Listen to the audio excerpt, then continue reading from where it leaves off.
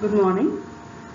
In the previous class, we have seen about the basic organization of memory, how we can construct a memory circuit, how it could be addressed, and the organization, and that is meant to be implemented in a single IC or chip.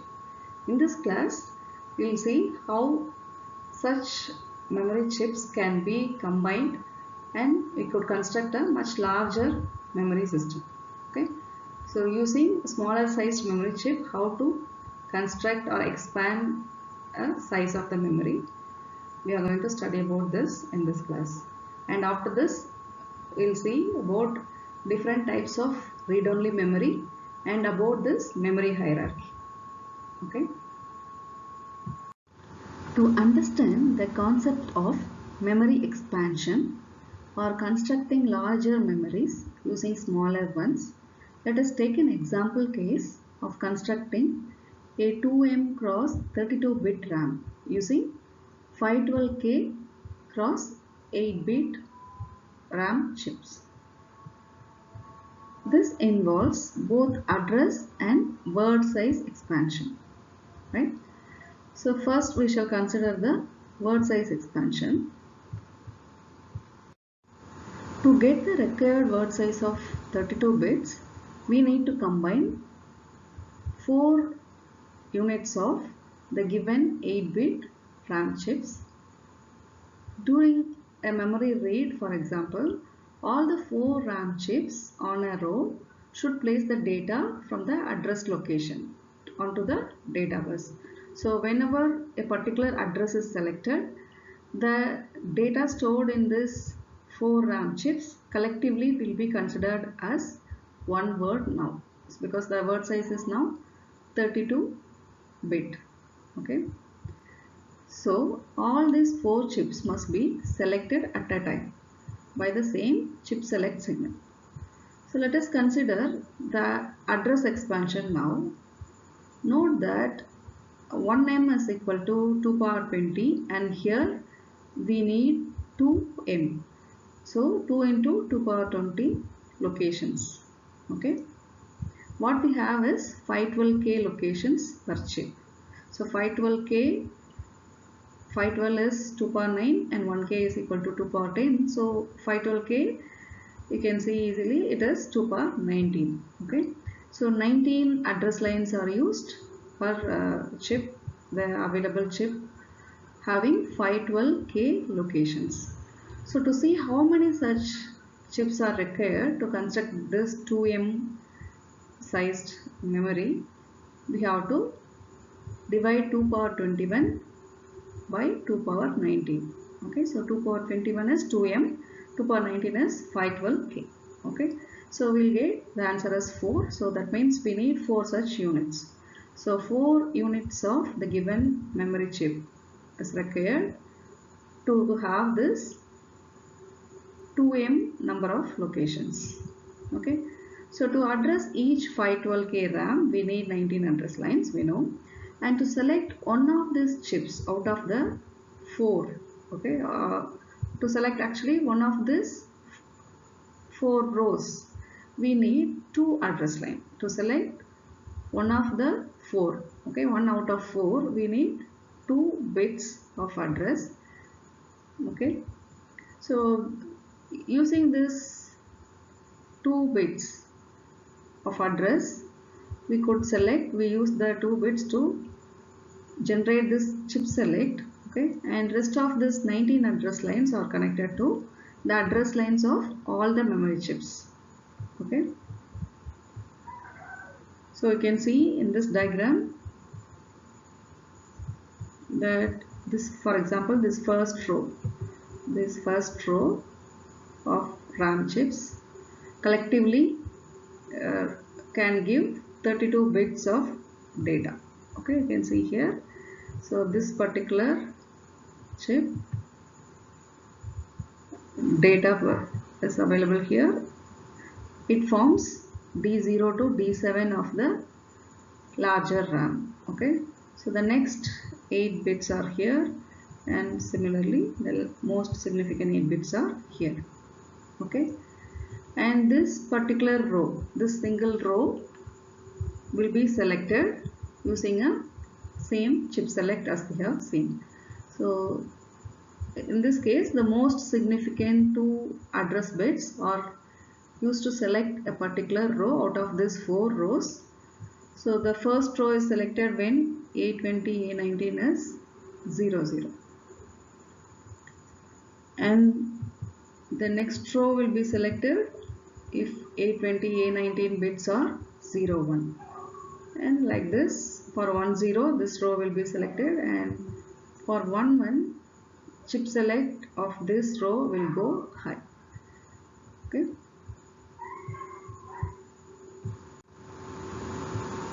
and this is achieved by using a 2-bit decoder. So we want to decode this higher order 2 bits of address lines to select one of these 4 rows.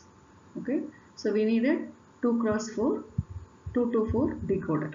Okay, so this is the structure of the complete large size or 2M cross 32 bit RAM, and each small block here refers to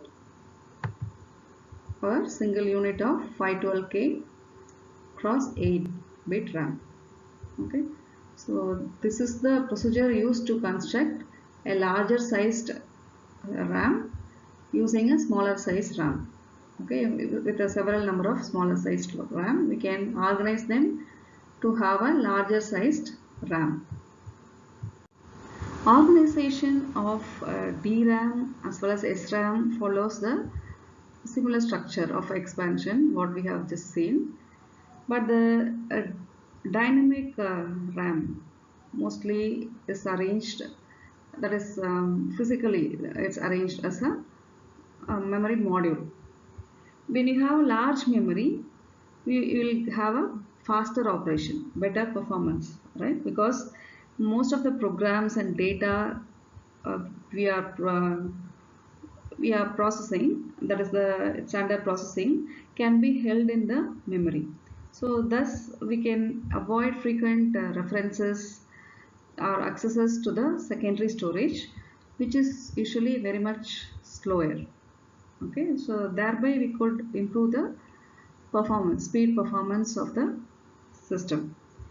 But if you have a large memory, uh, and if you want to place a very large memory on the main system, okay, so it's going to occupy unacceptably larger space on the motherboard. Motherboard is nothing but the PCB which is having the processor, and also it is difficult to change it or further expand it.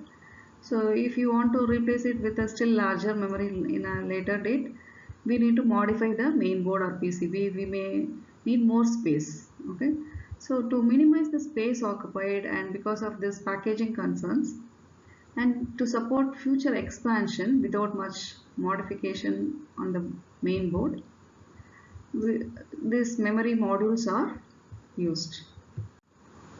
We have two kind of memory module, the SIM and DIMM, single inline memory module and dual inline memory module.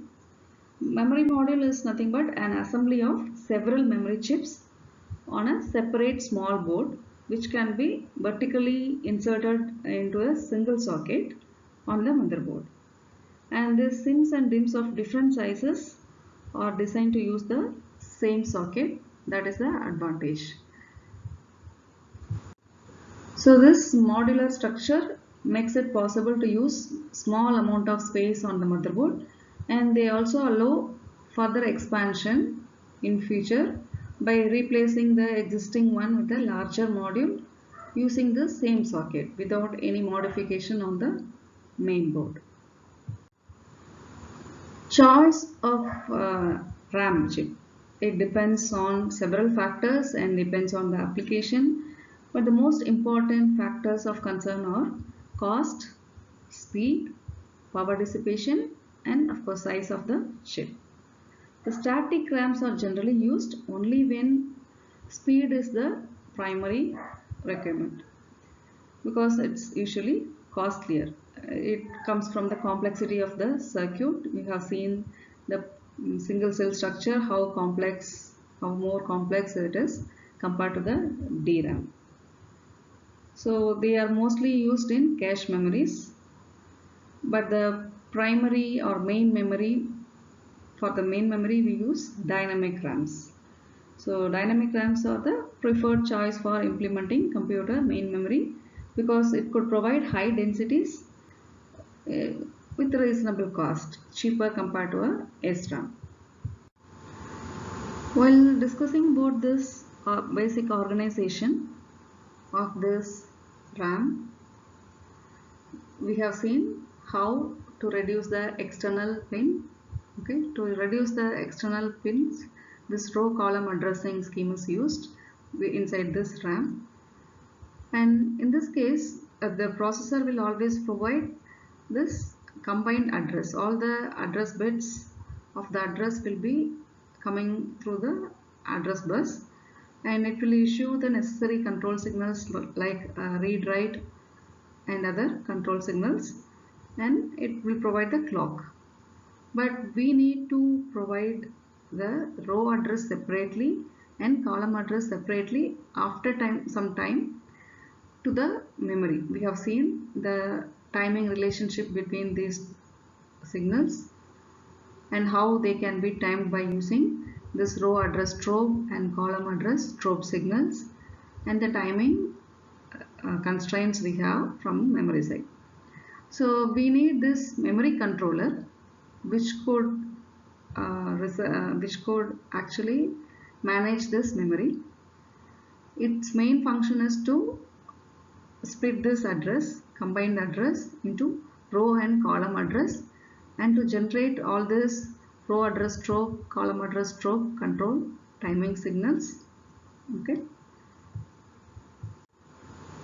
So here this controller will receive the complete address from the processor and the read write signal from the processor indicating what is the operation required, and a request signal from the processor indicating that a memory access operation is needed. Then the controller forwards the row and column portions of the address to the memory and generates this row address strobe and column address strobe signals. So the controller provides this RASC as timing actually. In addition to its address multiplexing function, it's going to provide this timing signals appropriate for the memory, okay, for this row column addressing. This data bus is directly connected to memory. The processor and memory are directly connected, and the clock signal is used if you have a synchronous DRAM chip. Okay, and apart from this, row address column select row and address timing and row column address splitting, this memory controller is also going to provide this refreshing capability. In case DRAM is used, the memory controller is supposed to provide all the information needed to control this refreshing process. So this is actually done by means of a refresh counter, and this refresh counter will provide successive row addresses.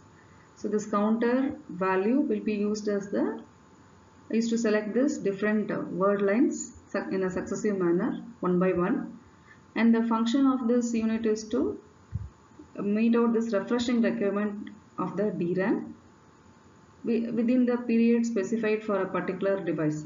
We need to refresh it, otherwise the charge will be reduced, fall below the value recognizable as a correct bit logic value. So this is also a function of the memory controller.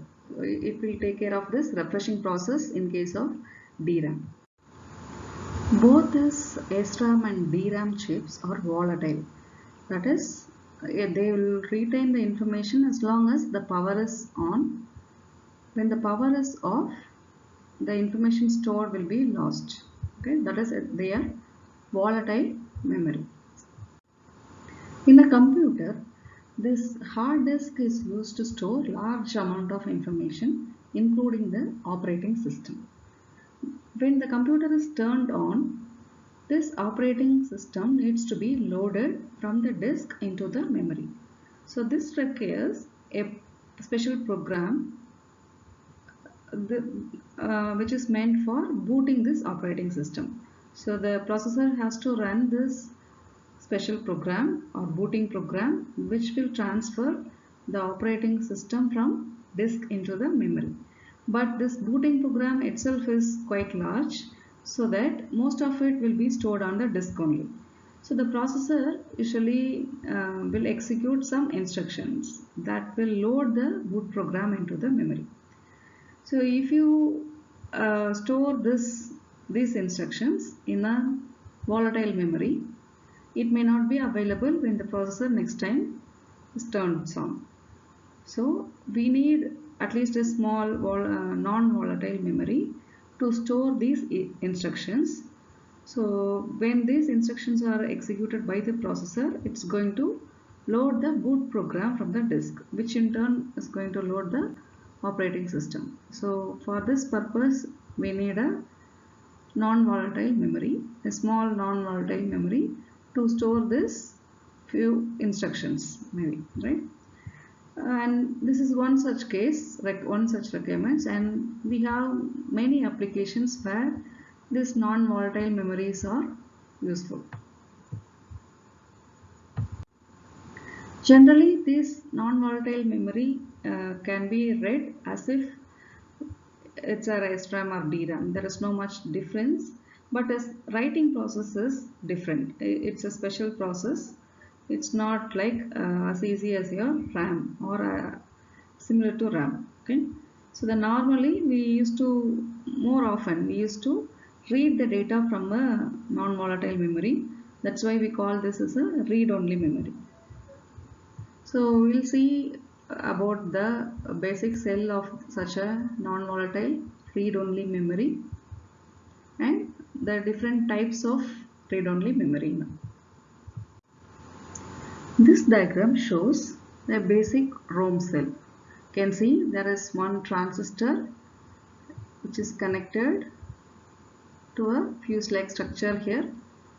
There is a provision for this connection to be made or broken.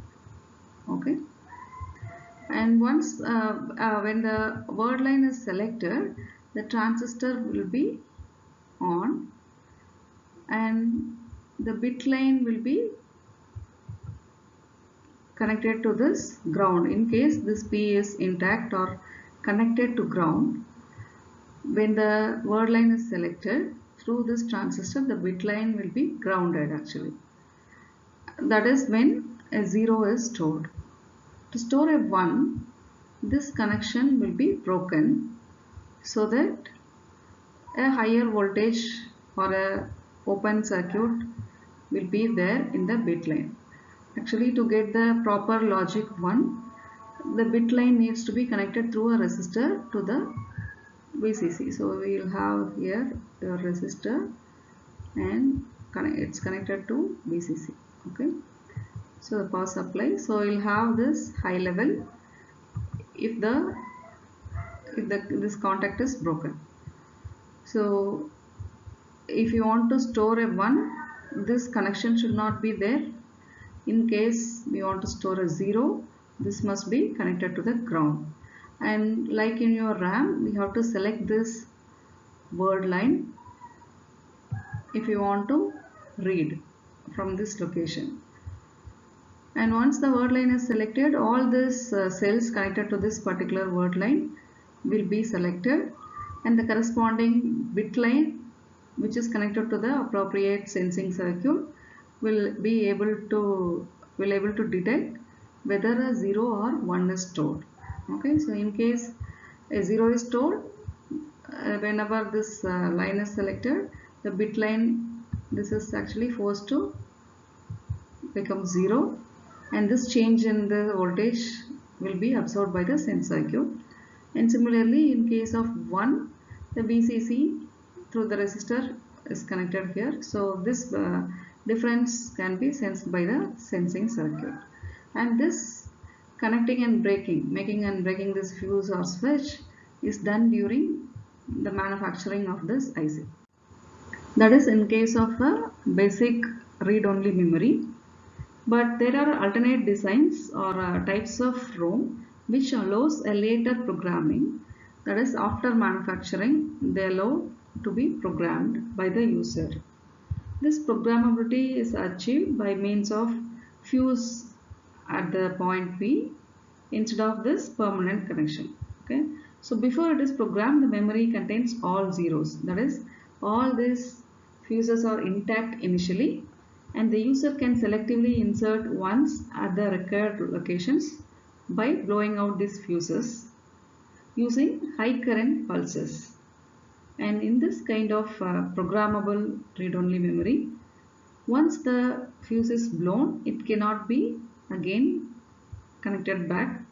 So it's a irreversible process.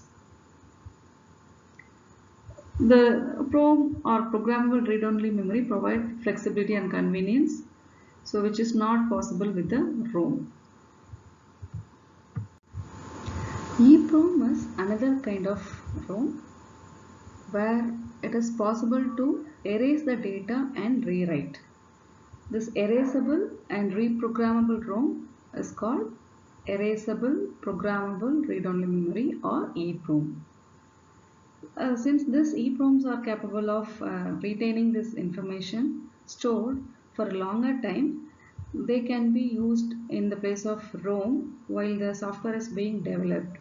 And it's easier then to update or make changes to this program stored in this EEPROMs. An EEPROM structure is very similar to the ROM cells. However, this connection to ground part is always made at that point P.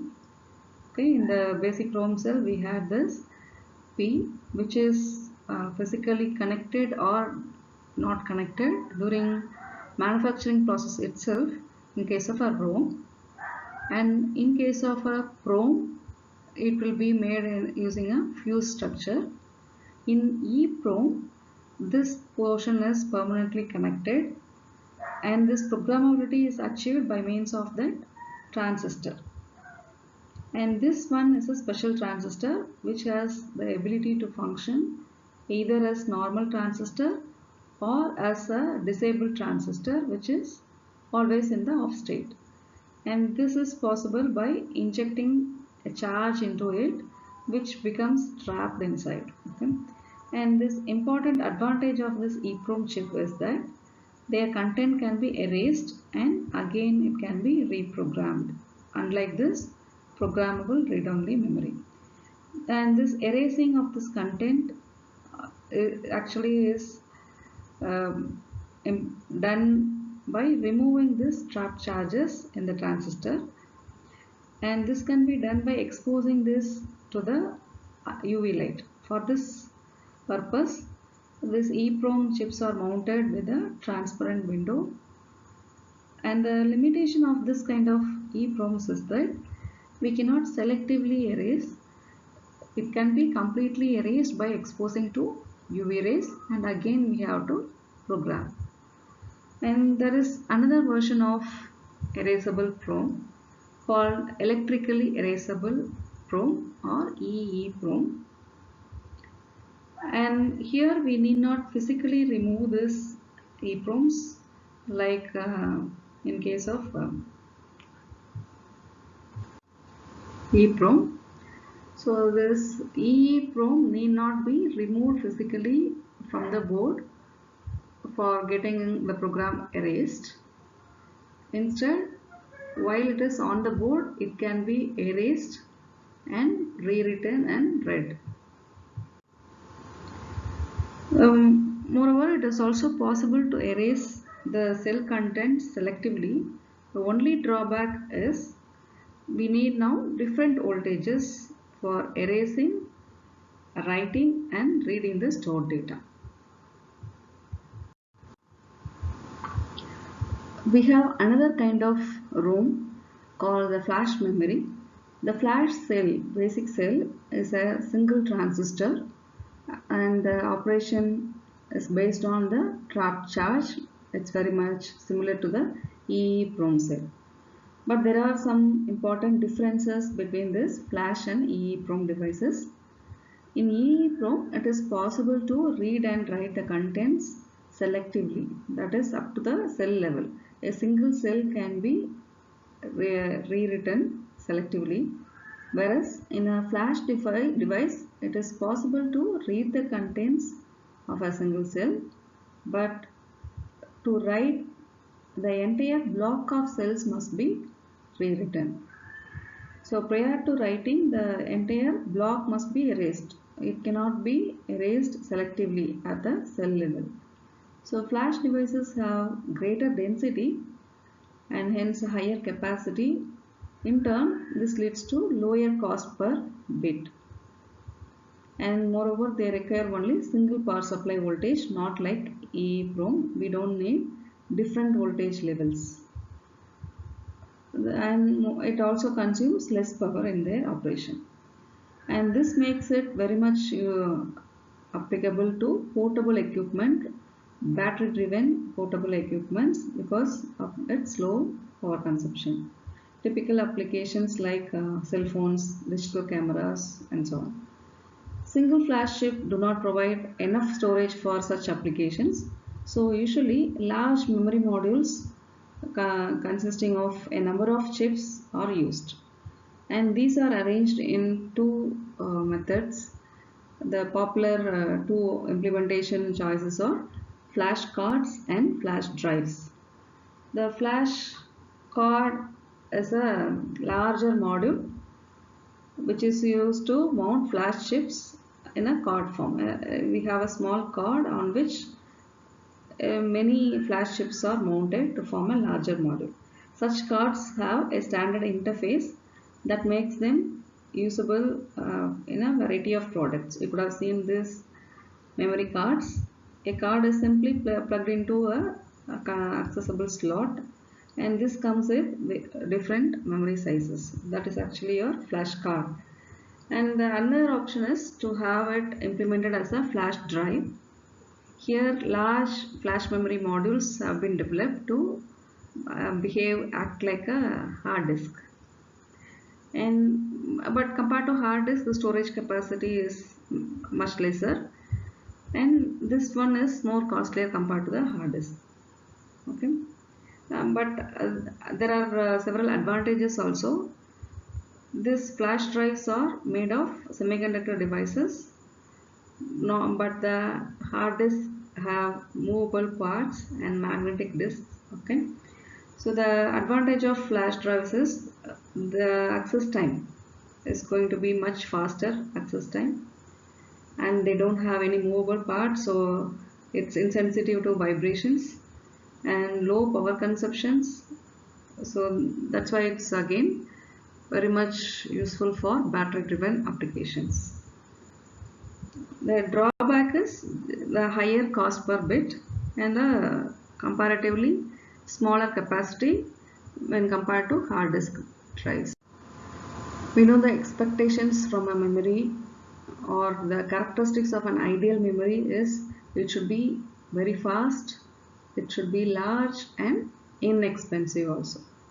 But we have also seen that it is not possible to achieve all the three simultaneously with a single memory system.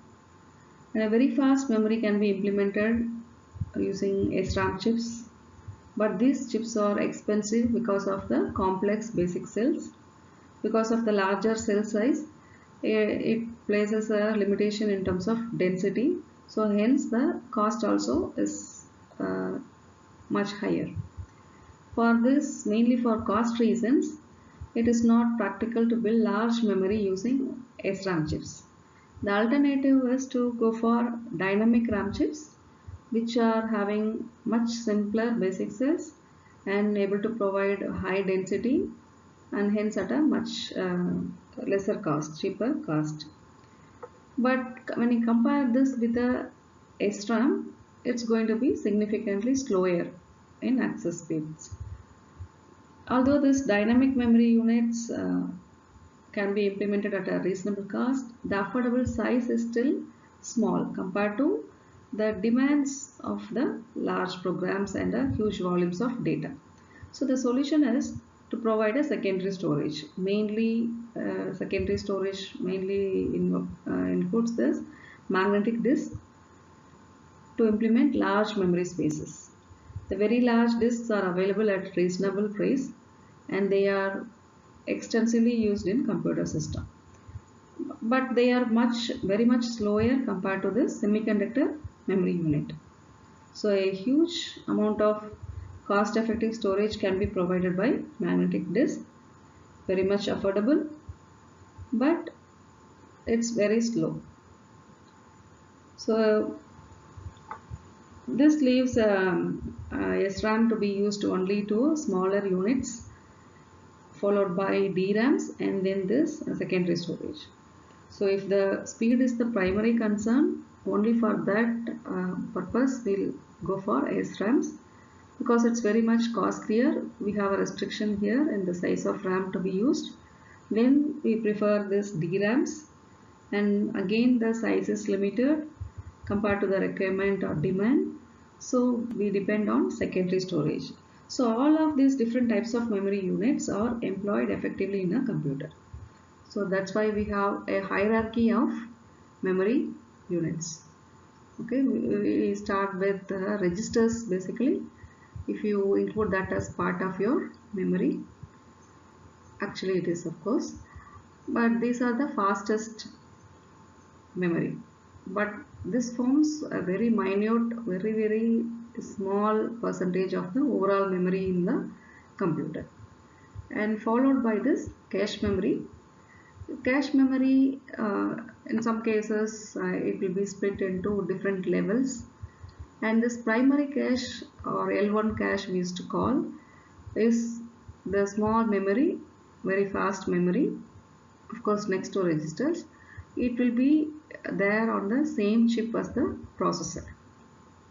But again, the processor is having many requirements, many functions to be implemented, and this limits the size of this primary cache to be implemented on the same chip as the processor. So if you want to have still even more higher speed memory, it must be implemented external to the processor but close enough to the processor, and this is called the L2 cache.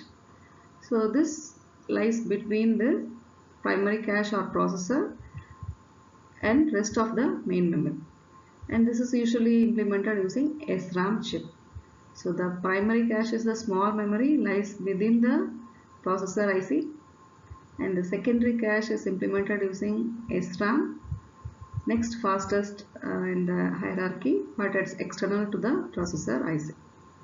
Then comes your main memory, which is implemented using the dynamic RAM. So relatively the size can be larger, but speed wise it's of lesser speed. And of course this also is limited compared to the volume requirement. So we depends on the magnetic disk, mainly magnetic disk as the secondary memory. So which can be very much larger in size, cost wise very much cheaper relatively to other SRAM and DRAM, but the slowest of all. So this leads to this kind of a hierarchy. So in this hierarchy, the size is increasing in this direction downwards, beginning with the registers. It's very few in number, small size, and then followed by your primary cache, and then secondary cache, and main memory, and then secondary memory. So this is one possible organization. Sometimes it's possible to have only single cache memory. There is no L1, L2. We have a single cache memory external to the processor, or it is possible to have a much larger single cache memory within the processor also. But more often we have multiple levels of cache like this, L1 and L2 cache. And in this hierarchy, the speed is increasing in this direction, and of course the cost also is increasing in the same way. That's why we need to have all these combinations of different kind of memory in a computer system. During program execution, the speed of memory access is very much important. The key to managing the operation of this hierarchical memory system is actually to bring the instructions and data that is being used and that will be required to be used in the near future as close to the processor as possible. So that's why all this hierarchy and arrangements are being studied, and this can be done by different mechanisms, and we'll be studying about these mechanisms, how this hierarchy of memory are managed to improve the overall performance of the computer system. And this will start with starting with the cache memory organization and concepts in the next class.